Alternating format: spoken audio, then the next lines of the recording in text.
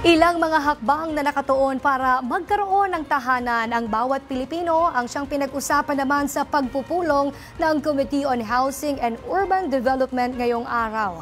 Ang detalye alamin natin sa report ni Zai Chua, live mula sa Batasang Pambansa. Zai! Princess, mga reforma sa pabahay ang tinalakay sa organizational meeting ng House Committee on Housing and Urban Development ngayong araw.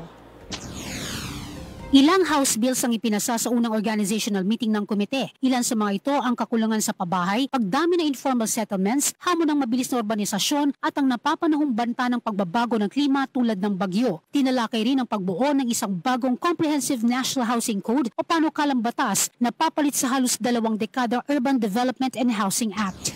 Marami na mga batas na hindi na naangkop at dapat nang baguhin. Diin ni Committee on Housing and Urban Development Chairperson at Quezon City District 6 Representative Maria Victoria Copilar, ang pangangailangan ng sariling bahay ay hindi lamang problema ng informal settler families, ngunit pangarap ng bawat pamilyang Pilipino na magkaroon ng isang desente at abot-kayang tahanan. Kaya isinusulong ngayon ng mambabatas na magkaroon ng patakarang inklusibo na tutugon sa pangangailangan ng pamilyang Pilipino. Aniya, nararapat tutukan ang 20% balanced housing at NCT Nearby City Resettlement. Pero tandaan natin, marami na rin na mga relocation sites sa malalayo na hindi nagtatagumpay, kaya importante na in-city relocation na lang ang ating gagawin para sa ating housing project. Nagfe-fail eh. Ang problema natin dyan hindi lahat ng LGU ay merong relocation sites or may housing projects. O di malalaking LGU, yes.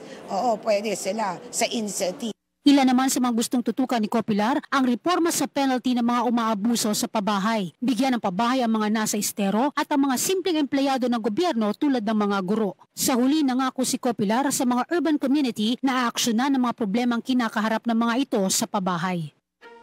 Tinalakay din ni Copilar ang Sustainable City Bill na sisiguro na isang township ang magiging relocation site kung mag-off-city ang housing projects. Ibig sabihin nito, may mga malapit na paaralan, ospital, palengke at trabaho para sa publiko kung saan ang target ay 100 hanggang 200 pabahay kada taon. Mula dito, balik muna sa iyo. Maraming salamat, Zai Chua.